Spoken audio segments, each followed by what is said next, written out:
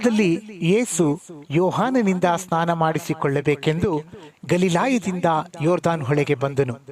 ಆಗ ಯೋಹಾನನು, ನಾನು ನಿನ್ನಿಂದ ಸ್ನಾನ ಮಾಡಿಸಿಕೊಳ್ಳತಕ್ಕವನಾಗಿರುವಲ್ಲಿ ನೀನು ನನ್ನ ಬಳಿಗೆ ಬರುವುದೇನು ಎಂದು ಹೇಳಿ ಆತನನ್ನು ತಡೆಯುತ್ತಾ ಇದ್ದನು.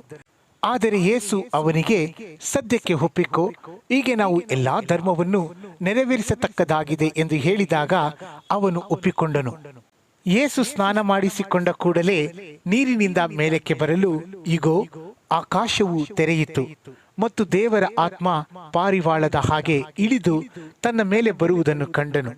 ಆಗ, ಈತನು ಪ್ರಿಯನಾಗಿರುವ ನನ್ನ ಮಗನು, ಈತನನ್ನು ನಾನು ಮೆಚ್ಚಿದ್ದೇನೆ ಎಂದು ಆಕಾಶವಾಣಿ ಆಯಿತು.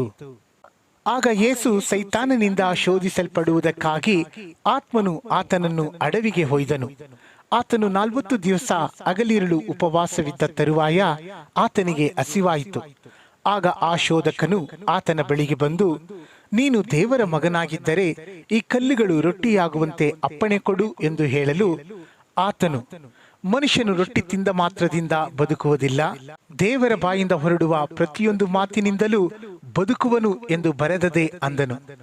ಆಗ ಸೈತಾನನು ಆತನನ್ನು ಪರಿಶುದ್ಧ ಪಟ್ಟಣಕ್ಕೆ ಕರೆಕೊಂಡು ಹೋಗಿ ದೇವಾಲಯದ ಶಿಖರದ ಮೇಲೆ ನಿಲ್ಲಿಸಿ ಆತನಿಗೆ, ನೀನು ದೇವರ ಮಗನಾಗಿದ್ದರೆ ಕೆಳಗೆ ಧುಮುಕು, ಆತನು ನಿನ್ನ ವಿಷಯವಾಗಿ ತನ್ನ ದೂತರಿಗೆ ಅಪ್ಪಣೆ ಕೊಡುವನು, ನಿನ್ನ ಕಾಲು ಕಲ್ಲಿಗೆ ತಗಲಿತೆಂದು ಅವರು ನಿನ್ನನ್ನು ಕೈಗಳಲ್ಲಿ ಎತ್ತಿಕೊಳ್ಳುವರು ಎಂಬುದಾಗಿ ಬರೆದದೆಯಲ್ಲ ಎಂದು ಹೇಳಿದನು.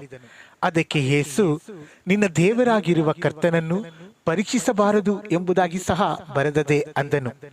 ಬಳಿಕ ಸೈತಾನನು ಆತನನ್ನು ಬಹಳ ಎತ್ತರವಾದ ಬೆಟ್ಟಕ್ಕೆ ಕರೆಕೊಂಡು ಹೋಗಿ ಪ್ರಪಂಚದ ಎಲ್ಲಾ ರಾಜ್ಯಗಳನ್ನು ಅವುಗಳ ವೈಭವವನ್ನು ಆತನಿಗೆ ತೋರಿಸಿ, ನೀನು ನನಗೆ ಸಾಷ್ಟಾಂಗ ನಮಸ್ಕಾರ ಮಾಡಿದರೆ ಇವುಗಳನ್ನೆಲ್ಲ ನಿನಗೆ ಕೊಡುವೆನು ಅಂದನು.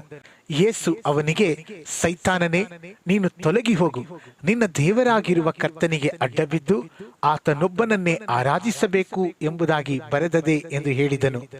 ಆಗ ಸೈತಾನನು ಆತನನ್ನು ಬಿಟ್ಟನು ಮತ್ತು ದೇವದೂತರು ಬಂದು ಆತನಿಗೆ ಉಪಚಾರ ಮಾಡಿದರು.